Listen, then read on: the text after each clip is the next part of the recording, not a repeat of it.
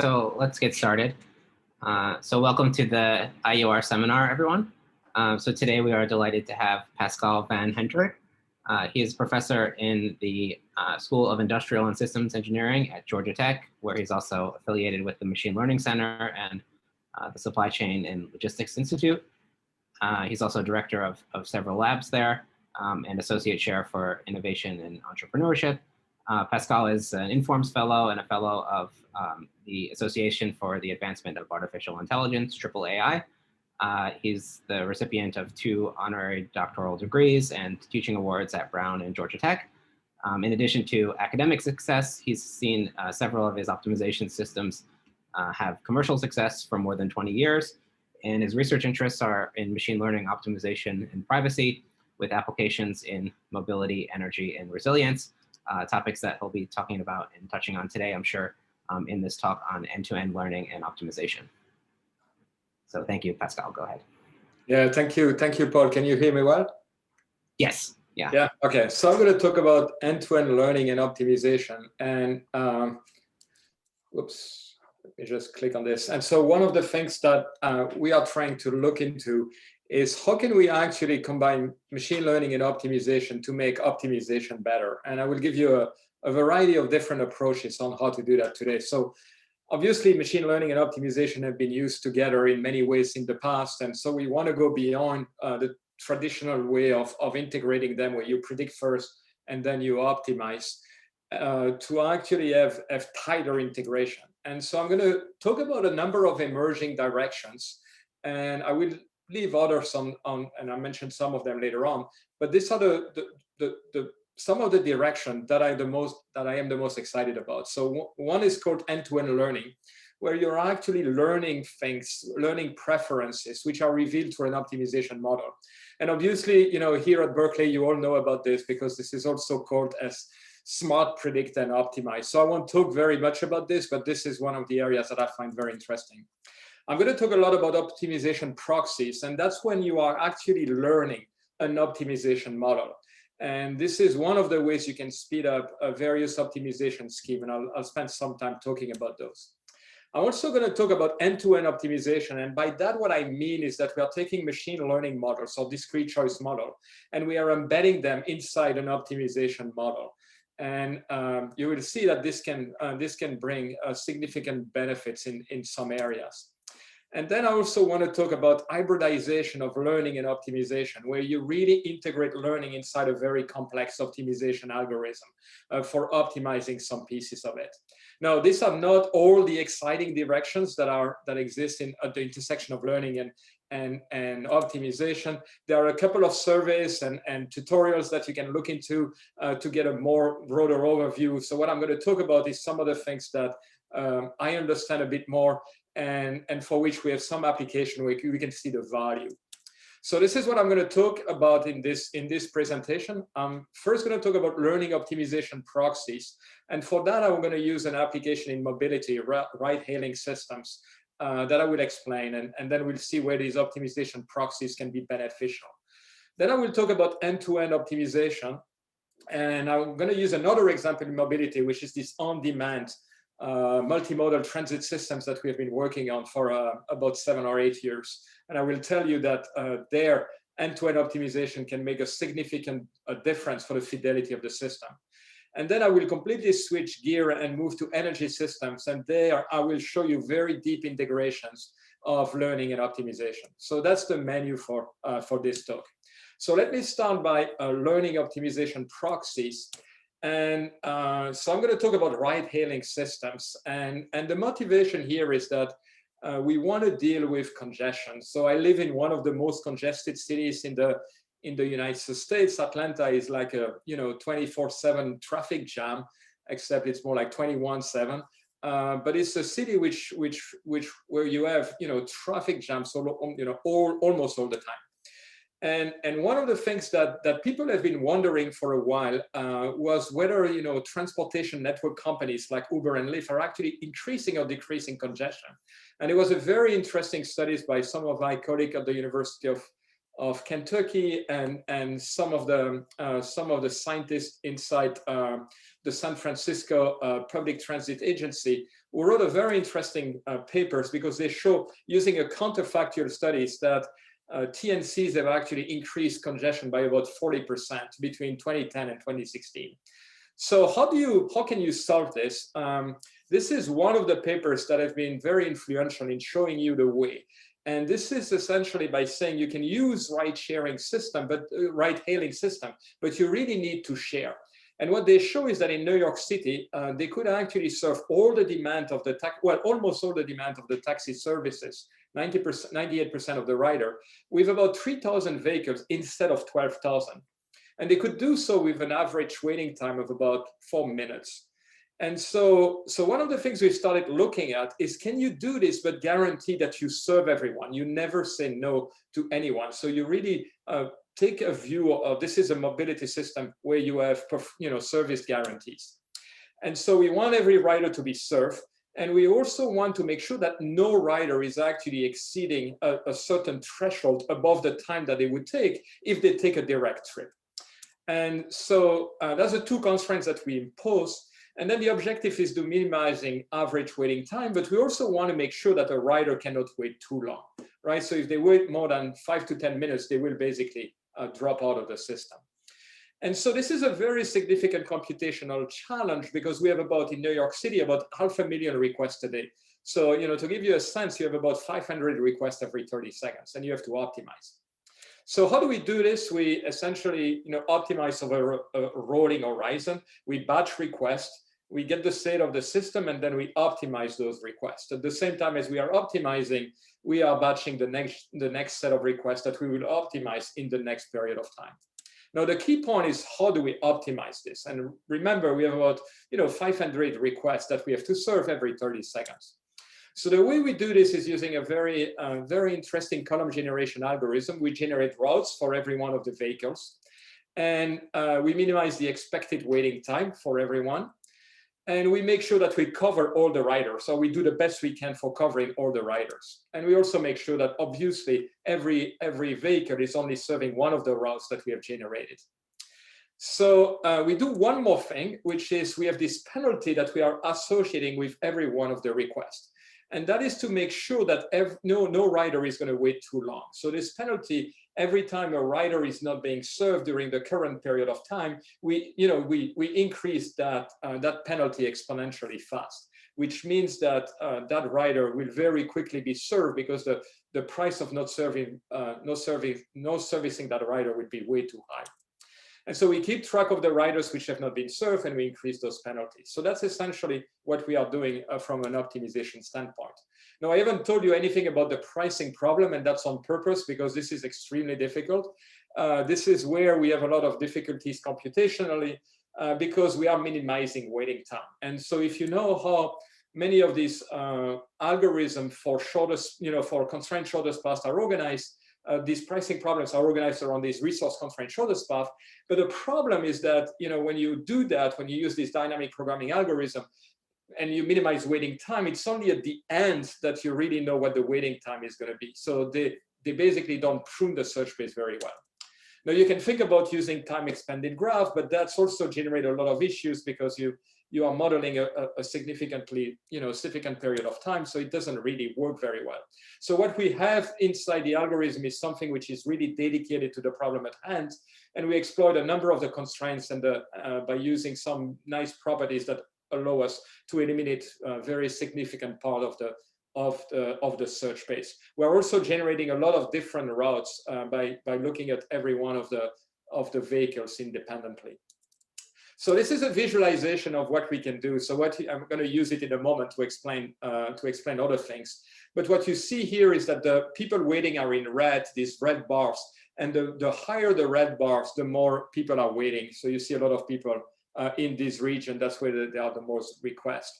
Vehicles in blue are the vehicles which are carrying passengers at this point. And the vehicles in red, the line moving in red, are vehicles that are moving toward a particular customer. So basically, I was very happy with those results. We could actually serve 100% of the riders with about 2,000 vehicles and an average waiting time about 3.6 minutes. So which basically means that we can provide guarantees with a very small number of vehicles here. We divide the number of vehicles by a factor of 6. Then I made a mistake. I asked my students to visualize something else. And I asked them to actually visualize how many vehicles were idle at every one point in time to make sure that we were utilizing the vehicles very well. So what you're going to see is the same video, the same data, but notice blue dots are going to be the vehicles which are idle. And so, what you're going to see is that the vehicles are being very well utilized in the middle of the city. But then you see a lot of idle vehicles in the north of the city and then in the south of the city. And the reason is that it doesn't pay off to actually deploy these vehicles towards the center of the city because this is going to increase the waiting time. So we are obtaining those nice results, but with a very, very poor utilization of the vehicle. There is a substantial portion of the fleet which takes a long time to deploy at the right place. They are moving slowly and slowly towards the right place, but it takes a long time. So what did we do?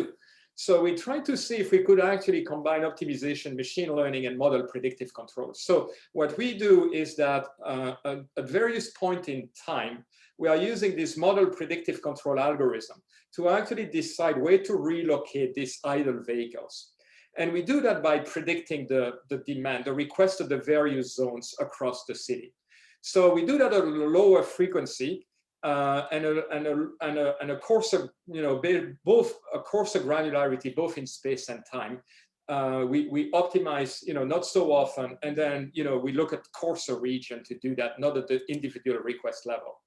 And so this is a visualization of the same data again, but now the vehicles have been deployed have been relocated using this model predictive control. You can still see here that there are some vehicles that are idle right now. Same thing at the north of the island here, well, the north of the city. And you just see that the model predictive control algorithm was run there, and these vehicles are now relocated at different parts of the city. Same thing for the, the south of the city.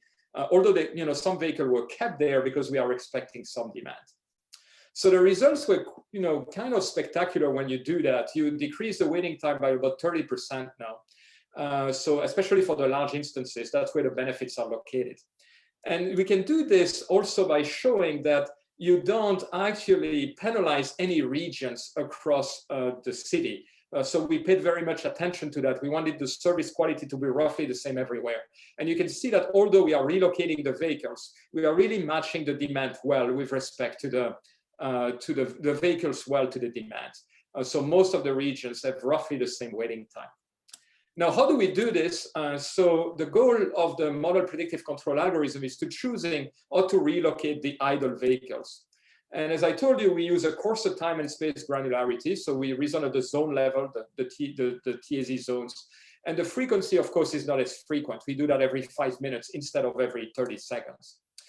For the demand forecasting, we do a vector autoregression using the weekly difference demand. And then we use this model predictive control optimization for rebalancing between the zone and assigning the various vehicles. So we are reasoning about multiple periods in time, about 20 minutes, and we commit only the first one, obviously. And in the next 5 minutes, we will re-optimize this model predictive control algorithm. This is how it looks like. I don't want you to go into all the details, but I'm going to just give you the intuition. So we reason about the vehicles that are moving from I to J, location I to location J at time T, with passenger, empty vehicles. That's the superscript here R, and that means that they are relocating. And we also keep track of the requests that are not being served at a particular point in time. And then the constraints are what you expect. They are flow conservation for the request, flow conservation for the vehicles. And what the model predictive control is doing is minimizing the number of unserved requests, and also to break the ties, minimizing the relocation miles that you are traveling. So that's what that's how you balance the zone. And then obviously, once you have balanced the zone, you have to choose specific vehicles. And that's a very easy assignment problems where you choose specific vehicle to meet how many vehicles you need to relocate, and you make sure that you minimize the relocation time. Now, one of the problems with this is that this algorithm can take a very long time, and you have to run it once again very quickly. So what we wanted to do is to say, well, this relocation algorithm doesn't have to be really exact. We want we want to be as good as possible, but it's not like we are making the final decisions here. And so we wanted to see if we could overcome the potential runtime limitations. And this is where we use this optimization proxy. So we are learning an optimization model here. And so we take the current state of the system, and we predict the relocation decisions. So we have a lot of instances of this relocation problem, this relocation algorithm, and we predict the relocation decision for the first period of time, obviously. So this is this idea of optimization proxy. So we have the input of an optimization problem. We have all the data that this optimization problem does. It generates outputs, and we want to learn this optimization as best as we can. So these are the results experimentally. So what you can see here, MPC is the real optimization. ML is the machine learning algorithm. This is when dispatcher is when you don't relocate anything. And what you can see is that the machine learning model is pretty close in terms of the waiting time. It's also very close in terms of the relocation time that the vehicles are taking. So it's a very good approximation to the model predictive control algorithm.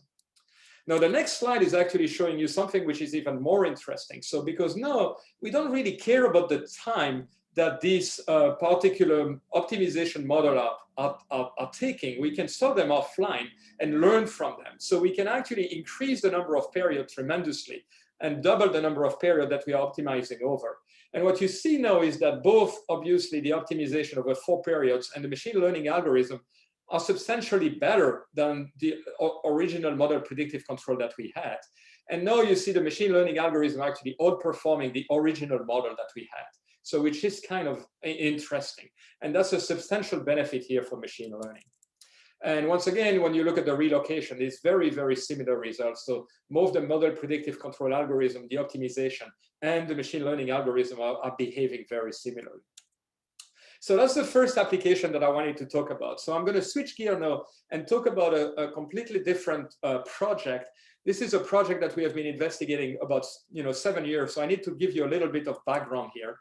And so what we are doing is trying to do to public transit what Uber and Lyft have done for taxi services. So we are trying to bring IT and optimization into the running, the operations, the planning and the operations of transit systems.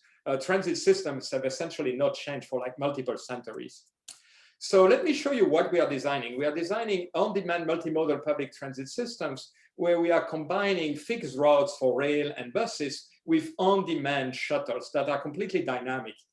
So it's a multimodal system, so combining rail, high-frequency buses, and then these on-demand shuttles that can pick up people close to where they live and bring them close to the destination.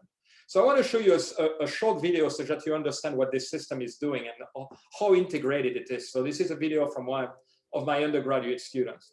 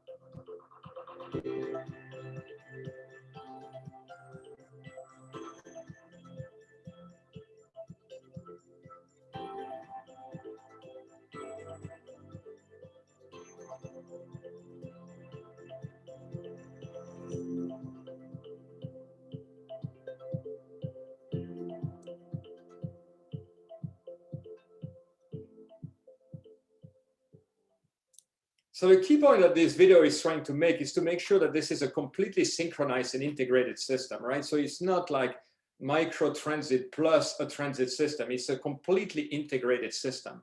This is a system view of a system like this. So you see, once again, people waiting are in red. This is a hub. This is another hub. That's where the buses are synchronizing with the shuttle. And you can see all these shuttles going on. The buses are blue. The taller they are, once again, the more people they are. And you can see this shuttle really feeding to the buses or from the buses. And then you can see these shuttles, or again, somebody is waiting there. You can see where my mouse is. And the shuttle has picked these people up. And then the shuttle will bring them to the hub, where a bus is going to basically transfer them to another bus, where another shuttle is going to synchronize them. Is going to bring them to their final destination. So you see this kind of synchronization between the shuttles and the buses or the rail when you have a city like Atlanta, for instance. So this is a system which is on demand and door to door. It addressed the first and the last mile problem that typically plague transit system. And it's also multimodal because we want to have, economy of scale and address congestion. We can electrify it completely because the shuttles are roughly driving about 150 to 200 miles. So this is the range of a battery these days. And it's a sustainable model, and I'm going to argue, I'm going to show you that in the next slides. And the system is planned, and operate holistically, and this is where optimization and machine learning are going to come together. And obviously, what we are trying to do is give access to a very modern transit system for every one of the population segments. So this is the first such system that we have simulated and designed and simulated. This was for the city of Canberra in Australia. And what we could show there is that we could decrease the transit time by a factor of 2 by using a system like that, and also reduce the cost by a factor of 2. Now, this is a very specific case study because this is a very large geographical area, and they had many, many bus lines. And so we could really optimize this very nicely. But you have very similar results for a city of Atlanta, for instance. So this is the same thing that I've shown you before. This is one of the things that we have done in the last year. So this is really the same thing. This is a multimodal system for Atlanta, which has rail, buses, and the shuttle. And what you see here is a high fidelity simulation of the system, where we know where everybody is inside the trains, inside the buses, and inside the shuttle. And so when you zoom on this system, you really see exactly what I've shown you before. The shuttle are really feeding into and from the transit system, the buses and the rail. Now, once again, we were able to actually show that you can almost decrease the transit time by a factor of 2 while keeping the cost inside the budget of this transit agency. Now, this is how we design those systems. We estimate the demand, then we do the network design, we do fleet sizing, and then during operations, we are doing real-time dispatching. And you have seen how we do real-time dispatching already. So the key questions that we have to solve when we design the system is to choose where we open the high frequency bus lines and the rail operations. Obviously, we don't touch the rail these days, but we design high frequency corridors for the buses. That's mostly what the design is dealing with. But this is a very large optimization problem. So we have about more than 100,000 origin destination pair that we have to optimize. So it's a very, very large scale discrete optimization problem. And the objective function typically it's a combination of convenience and cost. You want to maximize the convenience of the rider, but you also want to minimize costs such that it fits into the budget of the transit agencies. Now, it's inspired by traditional network design optimization that this community has worked on, but it has some very specific new features because of these on-demand shuttles. So there is a paper which described the first basic version, and I'm going to describe it to you now because I needed to actually show you where machine learning and optimization comes together. Now, this is the simplest version of this particular problem. It's much more complicated in practice, but this is just to be concrete about what we are doing. So you will have decision variables which are of the form XIJR, which basically tell you if the trip R going from an origin to a destination is using a shuttle between node I and J in your network. YHLR is the same thing for the bus lines. Is trip R using the bus line between H and L. And ZHL is denoting whether we are building a high frequency bus line between up H and L. And so you get this very nice optimization model, which is very elegant, I believe. So we optimize both the convenience and the cost. So these constants that you see there are a combination, weighted combinations of convenience and cost for the shuttle, for the bus lanes. And this is the cost of operating a bus line.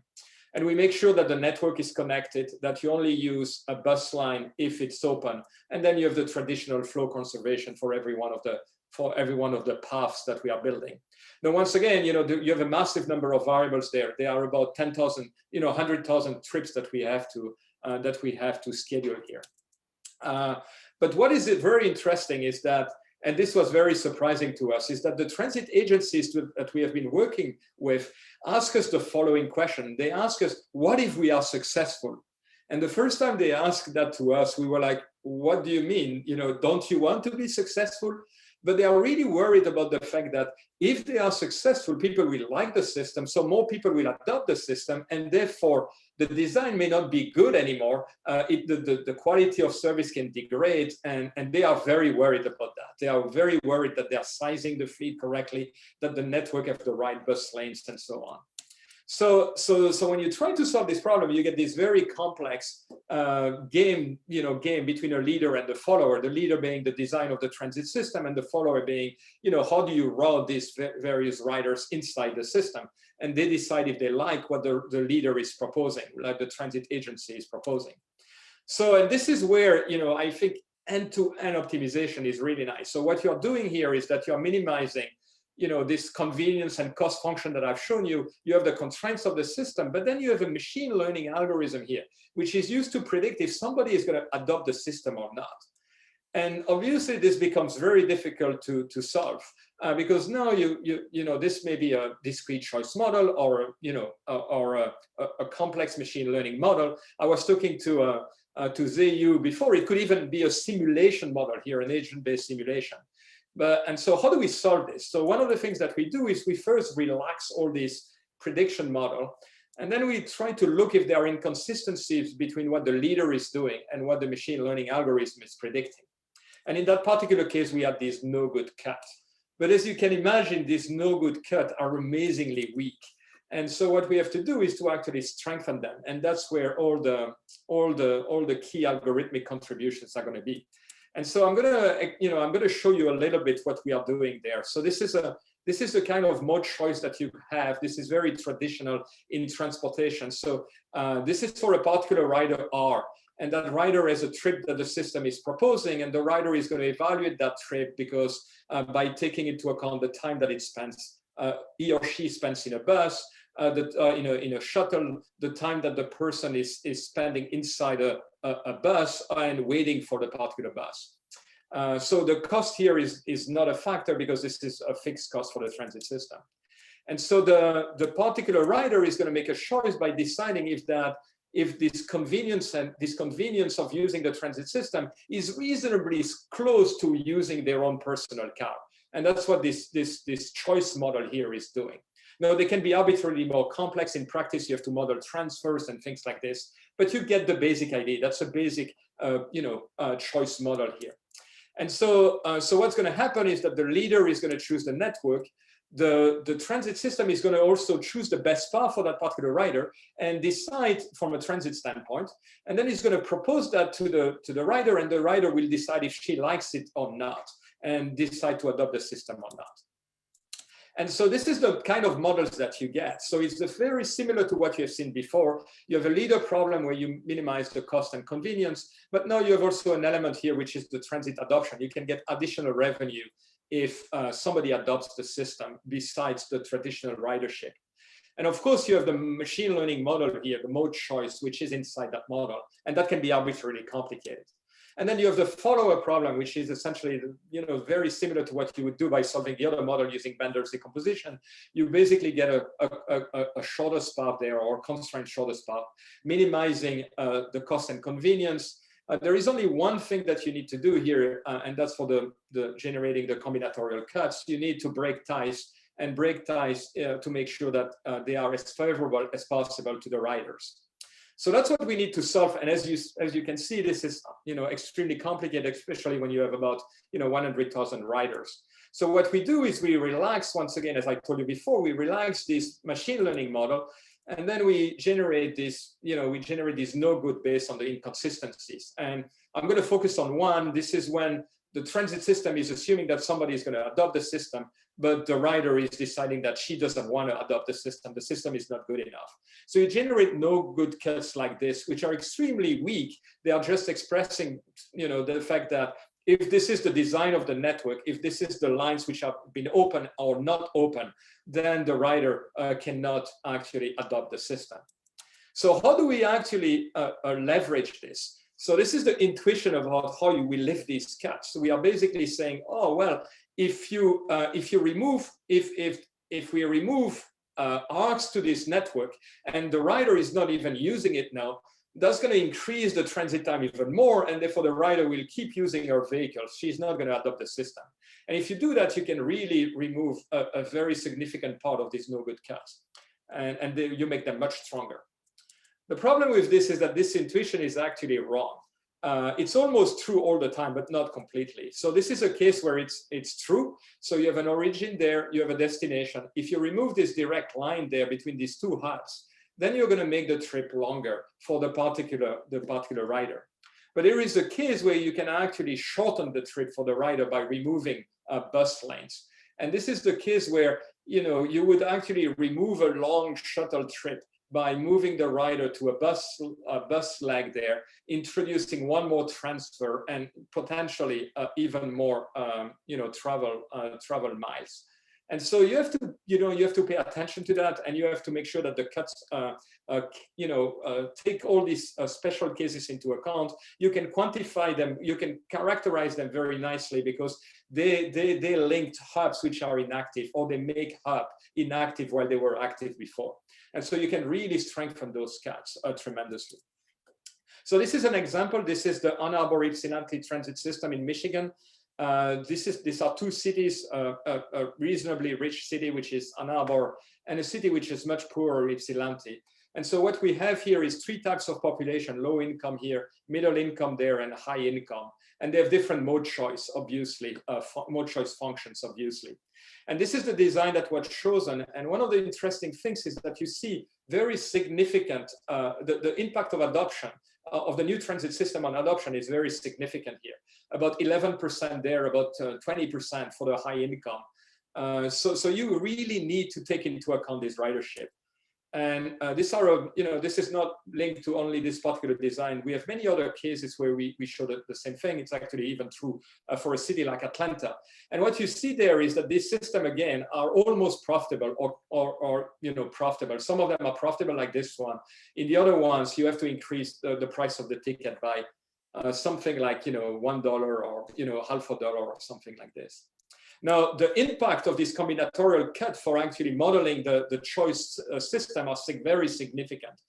So this is a really dramatic speed-ups, exponential speed-ups here compared to just using the no-good. So you can actually solve these problems in practice at this point for medium-sized instances, and we are working now on the very, very large-scale instances to scale them up as well. So once again, what we do here is integrating a very complex machine learning model inside an optimization model by using this idea of combinatorial cuts that exploit the structure of the application. So let me completely switch gear now and move to power system. And I'm going to talk about these very tight hybrid combinations of learning and optimization now. So many of you know about the power system. Obviously, this is the largest machine built by humankind. Every year in the United States alone, we are transmitting about $400 billion in electricity. And the system works almost all the time. And it's a huge success of optimization. Almost every area of optimization is used, stochastic optimization, mixed integer programming, nonlinear optimization, Lagrangian relaxation, almost everything. And it's also a huge success for forecasting. People have been able to forecast the load in the past extremely precisely.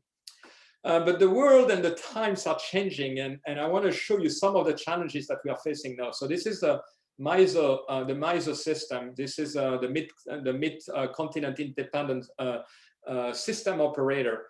And currently they have about 17% of renewable, and they want to move this to about 32% in the next 10 years. And this is quite challenging. And it's also challenging because not only the generation is going to change, but also the load because of electric cars and solar panels on the roof of the various residences. And so the new reality is that you have a lot more stochasticity both in front and behind the meter. And you see that on the graph at the right. So what you see there is the forecasting error for the load, the residential load in a sense. And what you see is that forecasting error has increased by an order of magnitude. And that's a significant challenge for systems operators. But there is a significant opportunity here for machine learning because the network is not changing very much. And every 5 minutes, they are solving very much the same problem. And therefore, with different inputs, but very, very similar inputs as well. So it's a great opportunity for machine learning. And so we can look at, we can have a fresh look at all these market clearing algorithms now by using a combination of machine learning and optimization. Now, there is a big challenge, is that the problems that we are solving are operating on physical system, the power grid, right? And we have physical and engineering constraints. So what we have to do when we do machine learning on this system is doing empirical risk minimization, but under constraints. And this is further complicated by the fact that these problems are highly nonlinear, right? So this is this, the canonical example in energy. This is the optimal power flow problem. This is in complex notation. But you're minimizing a quadratic function of the active generation. Then you have the physical law, Ohm's law and Ohm's law and Kirchhoff's law. And then you have the engineering constraints to make sure that the equipment and the lines are not blowing up and the transformers are not, being damaged. And so you have to deal with this system. And as I told you, they are very nonlinear, at least in certain regions of the system. This is a 3-bus, very small system. And this is the feasible space. This is a picture that was done by Jan Iskens. So you can see how complex they are. So how do we deal with this? So one of the things that we are trying to do is this idea of constraint deep learning. We want to learn, but in the context of a system which has physical and engineering constraints. And so what we are modeling inside the network are all these physical constraints as well, Kirchhoff laws, Ohm laws, and so on. We are not only predicting the active generations and the voltage set points, but we are also modeling every aspect of the system such that we can model the constraints. And once you do that, you obviously do empirical loss minimization for the things that the entities that you want to predict, but you also have to take into account these physical and engineering constraints. And we do that in a Lagrangian framework. So we are looking at their violations and we are penalizing them. And so the loss function that we are minimizing is a combination of this, really accuracy of the prediction and then the satisfactions of these constraints, minimizing the violation. And obviously you have these multipliers that you have to choose. And it was a very interesting issue to think, how are we going to do that? And of course, in optimization, we do that all the time, right? So, and we use Lagrangian duality to do things like this. And that's exactly what we are doing here for this constraint deep learning network. So when you know the multipliers, the only thing that you do is you train this network based on the loss function that I give you with these multipliers. And then what you do once you have trained this network, you look at the constraints that are violated, and then you update the multipliers of these constraints in a Lagrangian dual fashion. So you're trying to find the multipliers that are maximizing this particular expression here. So, so the way we do it in practice is that we use a subgradient method for updating these weights at every one of the well, once we get stable in the prediction. For a set of fixed multipliers. Now, one of the things that you don't have at the end is a feasible solution. So we always have a step at the end, which is restoring feasibility. And this is an interesting thing to do because this is a different types of optimization problem. And I'll show you some of the things that we are doing in a moment, but these are different types of load flow that we have to do. So these are some of the results on the French transmission network. This is a real system, right? Very well engineering system. This is a high voltage French system. And what you see here are the generators, which are ordered by increasing generation, powers, the energy that they are generating. And then in blue, you see the arrow. Now, look at the magnitude of these two scales. There is about a 4 order of magnitude difference between them. So you can see that the prediction here are extremely precise. And this is active generation. You see the same thing for voltage and the flows on the lines. There is a little bit more variety on the flows of the lines. And if you're interested, I can explain you why later on. But these are very precise results. So this is the nominal errors that you do. These are the violation of the constraints. And once again, you can see that they are very, very small violations for 99% of the constraints are satisfied, and you have very small violation for some of the other ones. And then what you see on the last table here is the prediction time compared to the time that it takes the optimizer to solve this problem. And once again, you see about 3 to 4 orders of magnitude speed up. So you can actually evaluate a massive number of scenarios instead of solving this problem once for a particular scenario. No, this is not what is happening in real time. Nobody solves an OPF. Most people, most operators solve what is called a security constraint OPF. They also handle contingencies, and MISO, for instance, is optimizing both the energy and the reserve. And so what you want to take into account is, what if you lose a generator? So you would move outside the typically acceptable region, but inside a contingency, you have to get back to a feasible space. So how do you do that? Typically, I'm going to show you what is called the N-1 reliability, where you assume that you can lose every one of the generators. And so the way you model this is that you have a pre-contingency state, a pre-contingency dispatch, and then you make sure that that dispatch can be turned into a feasible solution if something happens, if you lose a generator, and that's the post-contingency states. And so you have these two types of variables for every generators, for instance, what you decide before the contingency and what you decide afterwards. So this is kind of the model that you have. You minimize the cost, you have the typical power flow equation, but then you have to find feasibility if you lose one of the generators as well. Now, this looks nice, but it's not that simple, because most of these power systems involve very sophisticated control system that operates in closed loop. And so we don't have a complete flexibility on how these generators can be dispatched, because the control system is going to react, kick in, and do certain things. And we have to capture what this power system is doing without really modeling the trends and dynamics, because that would be way too complex. So what people do in practice, and this is an example using France again, they reason about this concept of quasi-steady state. So if you lose a generator, the first thing that's going to happen is this, what is called the primary control. So every generators in Europe is going to do something. This is frequency control. They're going to look at the frequency and react. And then once you are reasonably stable, the secondary control is going to kick in, and this is automatic, generator control, and restore the frequency at the right level. So you have to model these processes in a sense. And so the way you can do that is by saying that every post-contingency generation has been the pre-contingency generation plus a particular amount of generation that you're going to contribute. And that is to satisfy the reserve constraint that you provided when solving the pre-contingency dispatch.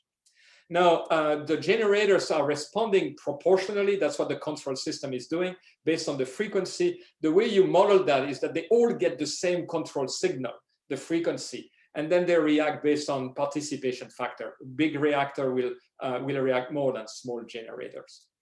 And so that's what you have to model.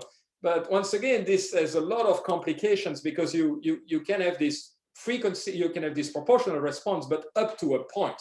When the generator has exhausted its reserve, then it's going to say, hey, I cannot move anymore. Other generator has to pick up the slack. So you create this second stage, essentially, contingency state, post-contingency state, which has discrete variables. So how do you do that? This is something which is also heavily used in robust optimization. You do something which is called columns and constraint generation. So you start with the nominal case, you solve the optimization, and then you see which contingencies are infeasible. And then you generate some of the variables and some of the constraints of these contingencies and re-optimize. And you basically generate these constraints until you converge. And one of the nice things about power system is typically you don't need that many iterations to converge because of the structure of the power system. So what we are doing here inside the new generation of algorithm is replacing this optimization loop by a machine learning system. And so instead of solving the optimization problem, we solve a machine learning problem which approximates the system here. And then based on this prediction, we look at which contingencies are infeasible, and we do the same loop. So we use the same optimization framework, but some of the building blocks, which are sub-optimization model, are replaced by machine learning. And once again, the results are very interesting. So what you see here is two generators for this is a traditional benchmark, about 1,000 buses here. And you can see all the generators react very, in a nonlinear fashion based on the load. And the learning system is capable of really approximate that particular nonlinear function very, very well. Of course, we use many instances, about 10,000 instances for doing this. This is another generator where you see that the prediction is a little bit smoother than what the generator is doing, but still it's extremely precise. These are some of the results of the errors. Once again, very, very small errors here. what I wanted to talk a little bit about is what we have to do afterwards to restore feasibility. And what we do is we use this kind of load flow problems. And the key point is that we believe that the prediction is good. So what we are trying to do is a feasible solution, which is as close as possible to the prediction. And so this is the objective function now. We are not trying to minimize cost. We are trying to be as close as possible to the prediction, but finding a feasible solution. And what you can see here is that the cost increase of the machine learning algorithm when it replaces the optimization model is very, very small. It's like 0.06%. So which is well within the tolerance of typically what these market clearing algorithms are doing.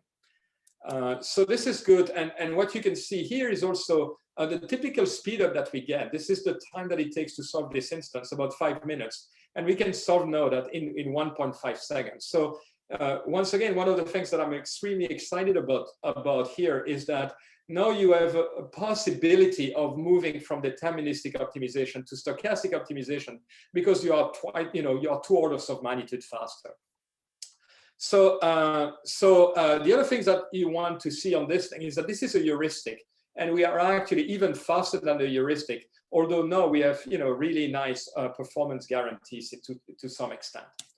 So this is what I wanted to tell you about. So we are basically showing you different ways of combining machine learning and optimization. And I think this is a very rich area, which has many theoretical challenges and application. So I talked about 4 directions that I find very interesting. These optimization proxies. I didn't really talk about end-to-end learning because you have an expert, at Berkeley doing exactly that and who pioneered this. I talked also about end-to-end optimization, where we introduce machine learning model inside optimization. And I find that's fascinating because we can start modeling human behavior inside the optimization model that way.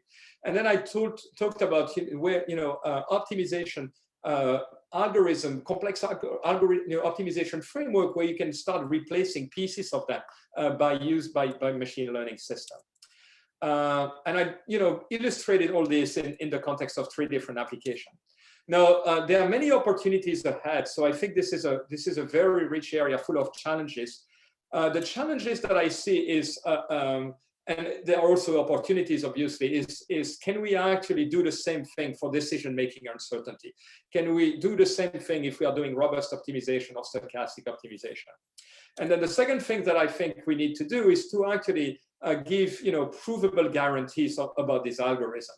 So currently, we have a lot of experimental results that show that they're very close. But what I would like to do is, as an optimizer, what I'd like to have is a very good primal solution, but also some guarantees about optimality.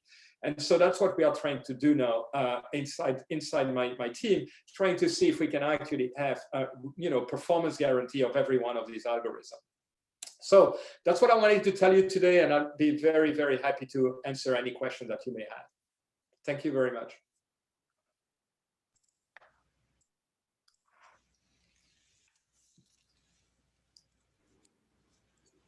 Thanks, Pascal. So I have a quick question to start, and then we can see if there are other questions. So about the last part with the recovery of a feasible solution. So can you elaborate more on why the projecting onto the constraint set is the right approach here, or why that is more tractable than minimizing, the original problem?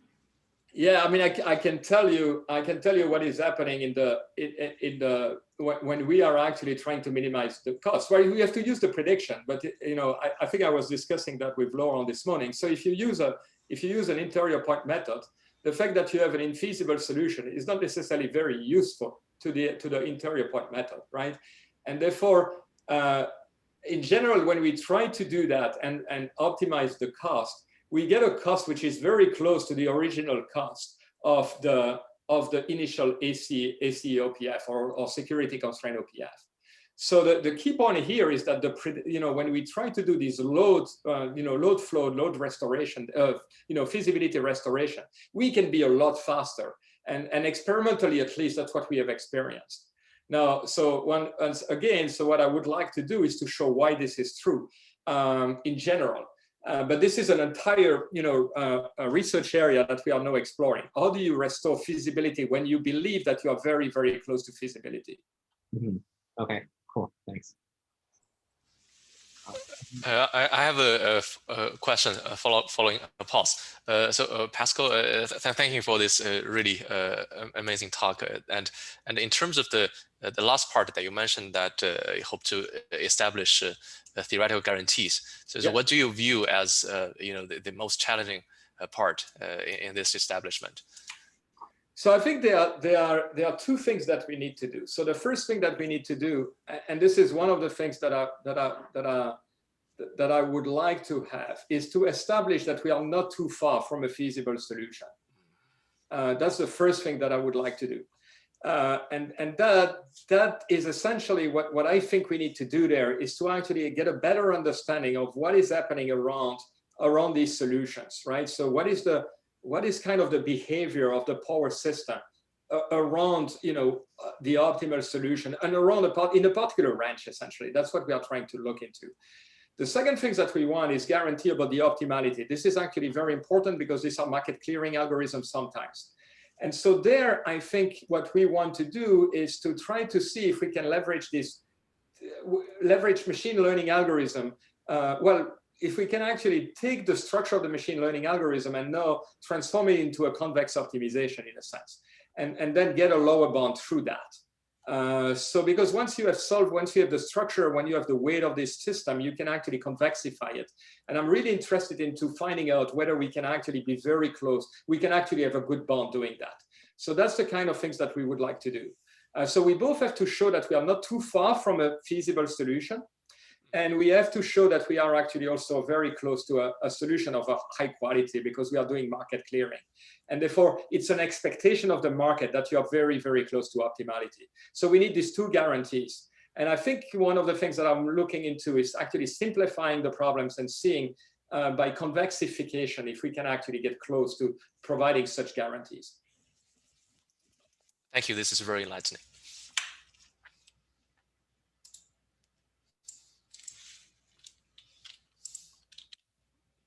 Other questions?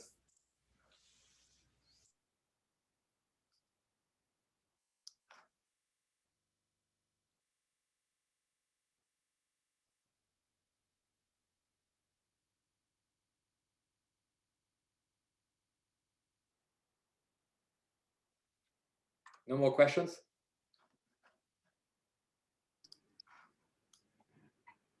Okay, well, if there are no more questions, let's thank Pascal again for this really enlightening talk on 3 different but very interesting topics. So thanks again, Pascal. Thank you, Paul. Thank you, everyone.